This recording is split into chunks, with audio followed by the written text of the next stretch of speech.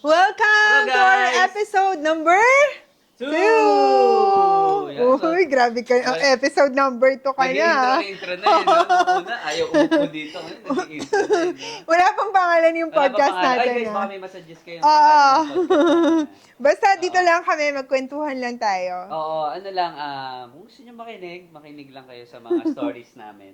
So, the first episode was all about how we started. How we started. Arnie Ross Jewelry. Yan.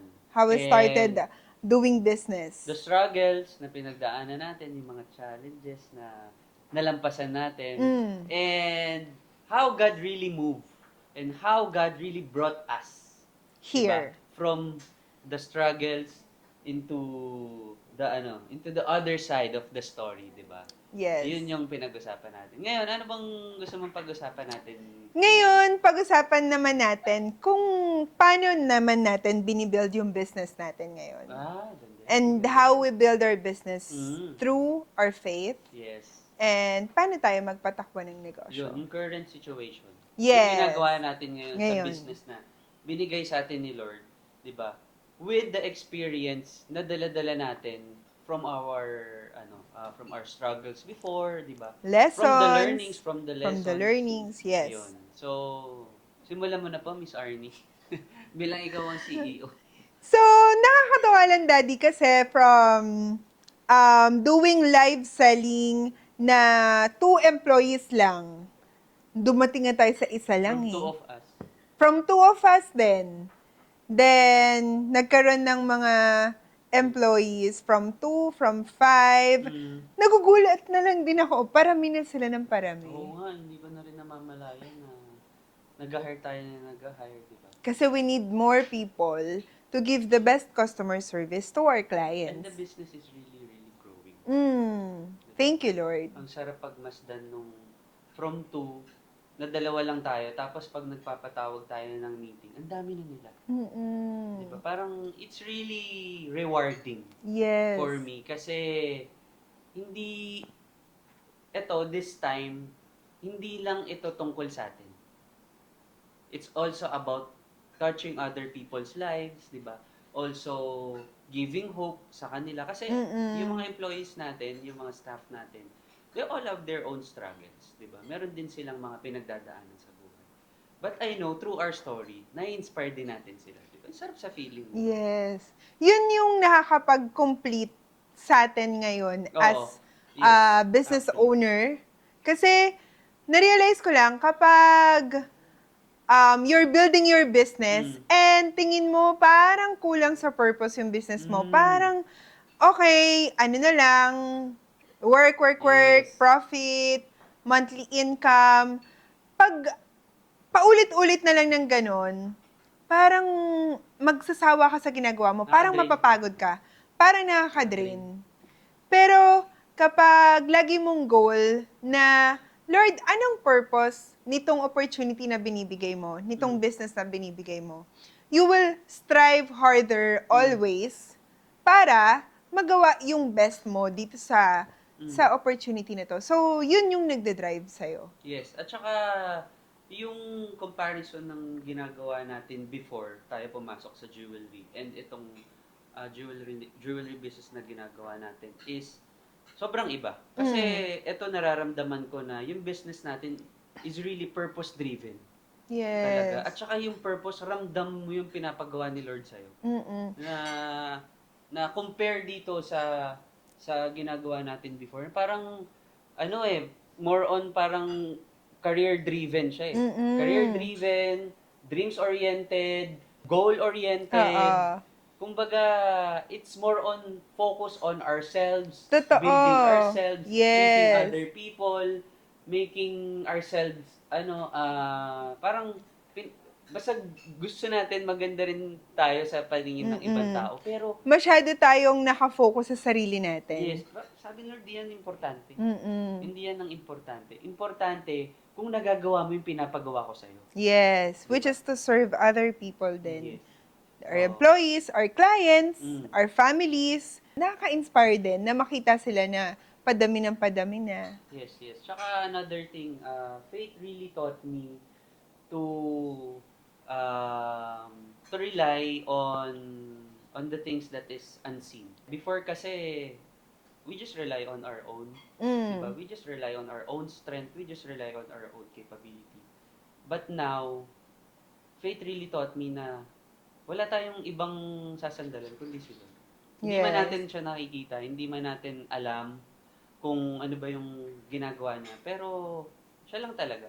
Ikaw, Mami, merong bang sinabi sa'yo si Lord, or parang, did you have the feeling na parang sabi mo, ay Lord, ito yung calling ko siguro, ito yung pinapagawa mo. And masaya ako, Lord, dito sa pinapagawa. Naramdaman mo ba yun dito Oo. sa jewelry natin? The moment na sinagot niya yung prayer natin through this Arnie Ross jewelry business, I know na ito na yung binigay niya.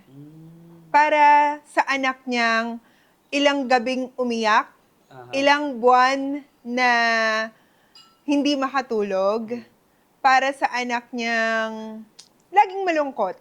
Mm. So, this is his answer. And here I am, Lord used me. For this business, through this business, used me. Kung ano po yung gusto niyo ipagawa sa akin, please speak to me. And that's always my prayer. Nandun nga ako talaga sa ano bang purpose nung ginagawa ko. One is to provide for our family, for our needs. Yes. Tuloy-tuloy pa rin na kahit na pagod na ako, parang hindi ko na rin alam saan ako kumukuha ng lakas. Kasi nakakapagod po talagang maging isang live seller. Nakakapagod po magsalita ng 6 na oras, 7 oras sa harap ng telepono. Hindi ko rin alam kung saan ko siya, paano nagiging posible. But it's all through His grace. And I'm happy na ganito na tumatakbo yung negosyo. And hindi ko rin naman alam kung ano pang mga challenges yung darating sa atin. But I'm ready now. Because we're with Him now. And I know it's all by His guidance sa kahit anong desisyon na gagawin natin. Nakakatakot po. Na ako, may fear ako, Daddy, na the business is growing. Paano kung masyado ng maraming tao yung kailangan? Baka hindi ko na sila ma-handle lahat. Hindi naman ako expert sa negosyo. But ako, nag-aaral din ako. Nag-aaral tayo ng on our own. We attend classes, seminars. Pero, yung prayer ko na lang sana ma-handle po namin ng tama tong palaki ng negosyo na binibigay nyo. And ayoko na maging aggressive tulad ng attitude natin before. So, slowly but surely. Naisip ko lang bigla dun sa sinasabi mo na pag yung business, ang foundation niya si Lord, it's unshakable. Pag yung business, grounded kay Lord, whatever problem, whatever storm na dumating sa negosyo, it's immovable. Hindi yan basta-basta babagsak. Hindi yan basta-basta may impluwensyahan. Although yes, magkakaroon ng problema, pero masosolve din. Masosolve din siya. And na-realize ko talaga sa negosyo, no, meron at merong aalis. Kung hindi talaga, kung may ibang plan na si Lord Yes. sa mga tao na kasama mo sa negosyo, hindi mo na kailangan isipin na bakit? Ano bang nagawa ko mali? Ano ba nangyari? No. He will talk to you na meron siyang ibang plano eh. And kala mo na ang pangit-pangit na nangyayari sa negosyo ko, pinaghirapan ko to, pero ininvestan ko tong tao na to, for example, pero umalis siya. Naging mabuti akong boss dito, pero nag-resign siya. Yung mga ganong na-experience natin. Pero meron talagang magandang plano si Lord sa buhay ng bawat isa. So who we are to question Him sa mga nararanasan nating mga taong umaalis rin sa negosyo. Yes. But we're happy na kapag may umaalis, may pinapadala. Kapag may nagsasara ng mga opportunities, may bagong opportunities na pumapasok. Yes. And tuloy lang. Gusto ko lang i-add dun sa sinabi mo na naalala ko lang bigla. Parang God will really send you the right people. God will really use situation, 'di ba, to fulfill kung ano man yung promise niya sa'yo. Kasi that's His promise, 'di ba? Yun yung blessing niya for you eh. And He will help you by sending the right people, sending the right situation, sending things na minsan hindi mo alam na, Lord, bakit ito? Pero yun na pala yung tutulong sa'yo, di ba? Yung tao na pala yun ang tutulong sa'yo para ma-fulfill mo or ma-receive mo yung blessing. Di ba minsan kini-question natin, Lord, bakit umalis to? Lord, bakit pinadala mo siya? Pero, yeah, we have a question, pero we just trust Lord na, Lord, I know na kung padala niyo tong taong to, I know he or she will help me to prosper the business na binigay. Yes. Yeah. Kasi nakakatawa, no? Dati, ano lang, isa lang sila, 5 lang sila dyan, lahat ginagawa nila. Ngayon, may department na sila, may Nakakatuwa. marketing department, may Nakakatuwa. logistics, Mm. may customer service, yung mga managers natin. Alam nyo ba, yung mga managers namin, lagi namin itong kinukwento, sila yung mga empleyado rin namin, sila yung mga leaders namin sa restaurants namin. Na during that time, wala rin silang experience sa pagiging barista. But they were trained to be a professional baristas during nung may restaurants kami. And now, wala silang experience sa jewelry, but here they are. They are our trusted managers dito sa Arnie Ross Jewelry. Yes. So, kasama na natin sila for 8 years. Oh. 8 years na. And I'm happy na kasama pa rin namin sila hanggang ngayon. Pati yung mga iba na barista namin noon, yung iba na kailangan rin ng work, nakakasama rin namin ngayon. Ngayon, pinag-usapan natin yung business na ginagawa natin. We have these employees, di ba? Minamanage natin sila. Ang sarap lang na malayo na. Pero malayo pa. Pero malayo Oo, pa. pero kung makikita mo siya into a bigger picture, nakaka-proud. Nakaka-amaze. Nakaka-amaze. Galing mo talaga. Hindi dahil very proud kami po sa sarili namin. We're not perfect. Yes. Sobrang daming imperfection, sobrang dami pa namin kailangan aralin din, sobrang dami pa namin kailangan matutunan. But, we're just focused doing what's right, what's His will, what's His plan. Parang, sige lang, tuloy-tuloy lang natin to. And, I'm just happy na ngayon na nakakapagsalita na tayo ng ganito. Hindi mo rin ako makakausap ng ganito before. So, sobrang daming changes, sobrang laking changes. Maraming nakakilala sa akin, malayong-malayo ito. Pero, like doing this podcast, for example, never kong na-imagine na sisimulan natin to, nagagawin natin to. Yes, I'm an actress before, and minsan, nagtitaping pa rin until now. Pero, ako kasi yung tao na kapag tungkol na sa akin, parang okay na, parang sa akin na lang. Okay naman na eh. Kasi 'di ba public figure na po. Kaya, pero ito kasi, nandun na naman sa, parang tinatawag tayo talaga na, diba? na gawin. We tried. Na mag-share talaga, Oo. diba? We tried na parang di okay lang. okay lang, Pero okay parang lang, yung hindi mga ko, taong hindi ko lang pinapadala kami. sa atin, hindi, sige, diba? gawin natin to. And they're very, I'm grateful also to our marketing team. They're very, nandun rin yung passion nila eh, na, Sir Frank, you can do this. Sabi ko nga sa'yo. Miss Arnie, you can do this. So, nandito na naman ako sa, hindi ko kaya yung podcast na yan. Yung vlog nga, ayoko eh. But, eto na, ini-start na. And hindi ko alam rin saan papunta. Yes. Just go with the flow. Yes. And pray for it. Na sana may mga matouch tayo. Sabi Na nga sa'yo, diba, God will send the right people. Yes. Kasi ang purpose nyo sa atin, nakikita ko, is this. Parang, share nyo yung kwento nyo. Share nyo kung gaano ako ka-amazing, di ba? Kaya ginawa ko yan sa buhay nyo para i-share nyo. I-share Hindi nyo. para itago nyo. Oo, Yung ginawa ko yan kabutihan sa inyo. ginawa ko sa inyo. Ginawa ko sa inyo, tapos hindi nyo i-share, di ba? Hindi siya matutuwa doon. Yes, So, yes. let's share our stories para ma-inspire din natin yung ibang tao, di ba? And kung may pinagdadaanan rin kayo, just like us, na maraming pinagdaanan, kwento nyo rin sa amin through the comments na May pwede message rin ka namin nila, mabasa. Tapos pwede ka na, kasi di ba minsan ganun tayo, sa Miss Arnie Ross, yung mga messages, binabasa rin natin, masayang ma-inspire ang bawat isa sa Ano atin. na lang gusto mong sabihin sa mga nanonood sa atin na gusto nilang mag-business pero nagda-doubt sila sa sarili nila. Kasi maraming gano'n parang katulad ikaw, 'di ba? Nung inaya kita mag-business, ayaw mo mag-business Mm. kasi nagda-doubt ka. Kasi yung ipon mo pag sinugal mo, baka malugi. 'Di ba? Pagka nalugi 'yun, wala ka na. Parang yun na yun eh, yun na yung ipon mo for your entire career eh. Mm. Parang natatakot ka siyang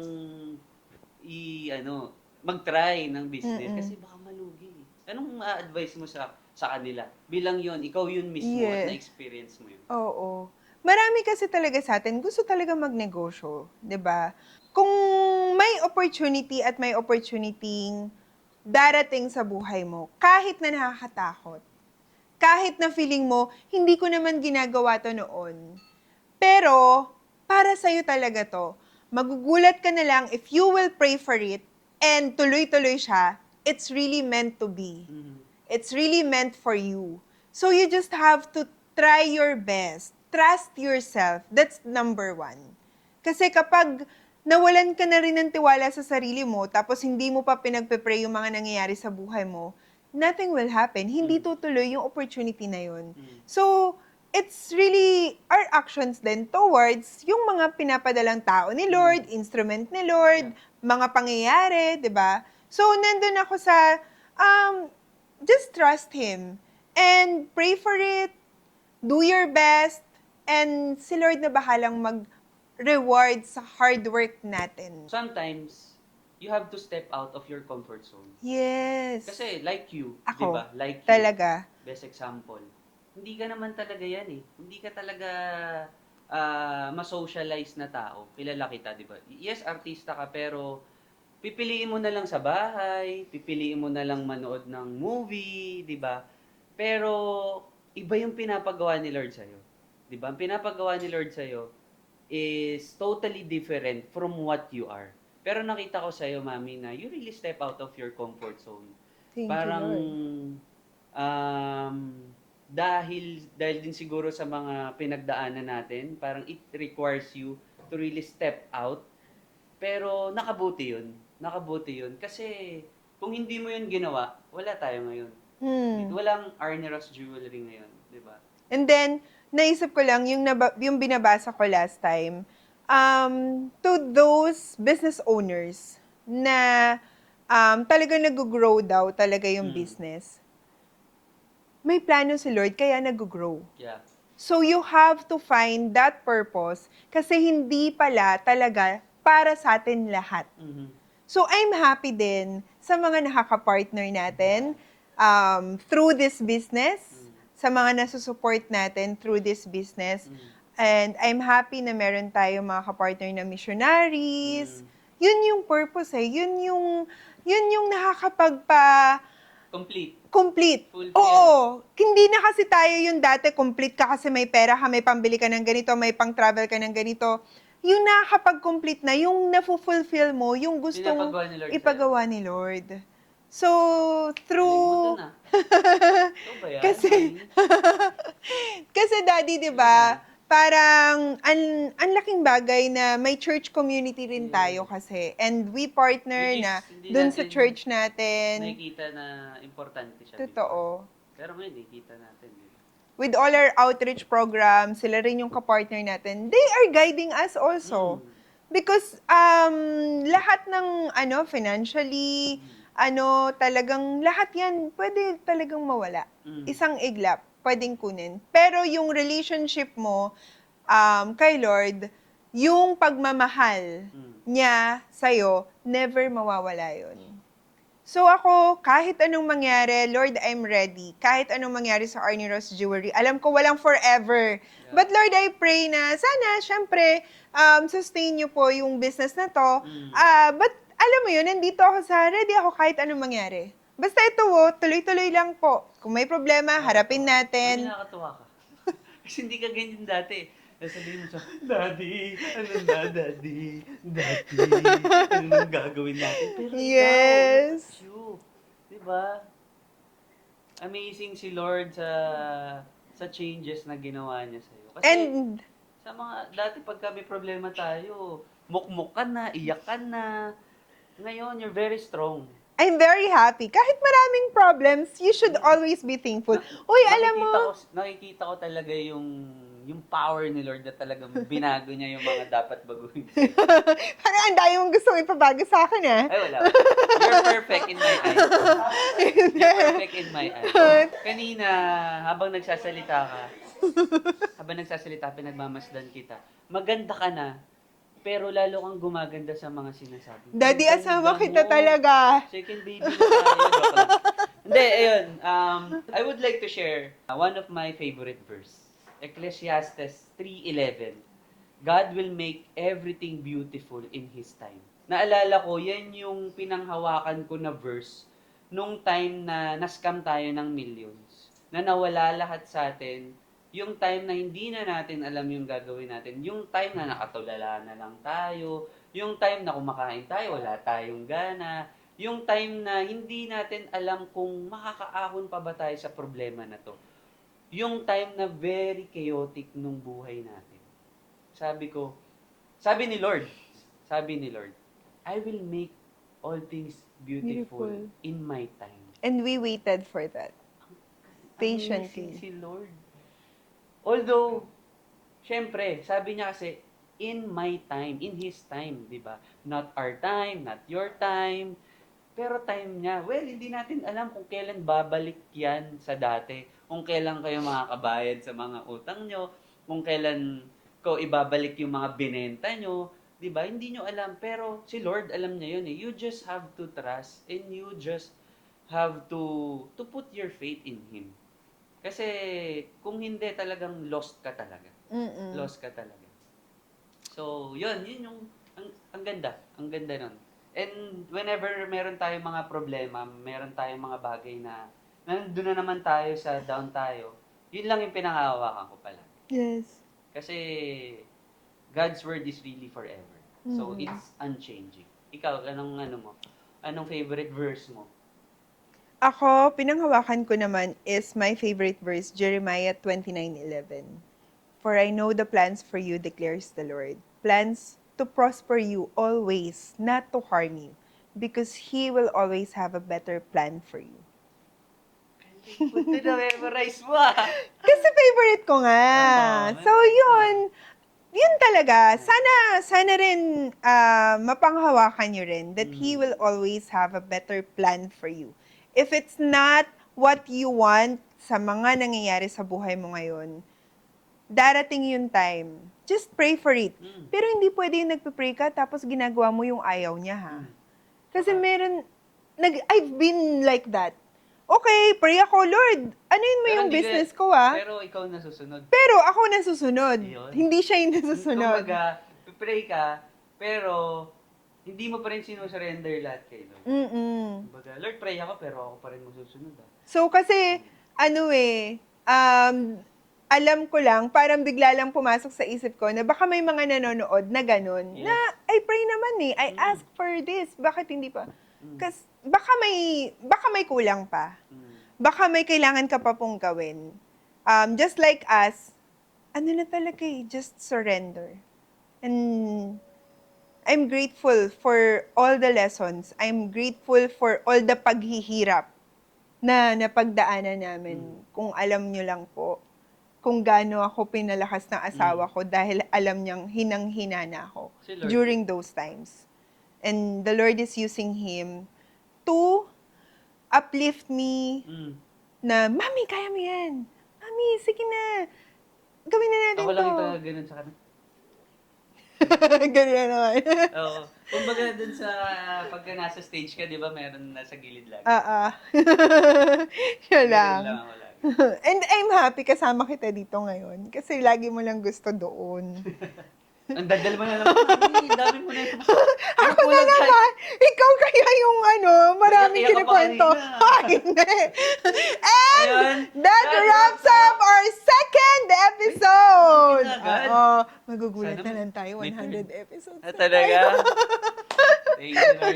Thank you, Lord. Tingnan natin. Thank Sana you. naman meron kayong napulot na lesson from our stories. I hope na-inspire kayo, nabigyan kayo ng hope. To those viewers na feeling nila, di ba? Hindi natin lang sino yung mga nanonood. Oo. Feeling nila they're very down, they're very hopeless. Your situation's very chaotic. We assure you, God has a plan for you and He's just starting. Nagsisimula pa lang si Lord na pagandahin ang buhay mo. And kung may Parang pangarap, 700 club to. and kung may pangarap kayo, nilagay ni Lord yung pangarap na yan sa puso nyo. And I know one day, it will come true. Just pray for it. Thank you. Sawa ko yan. Thank you, everyone. And we'll see you on our next episode. Bye!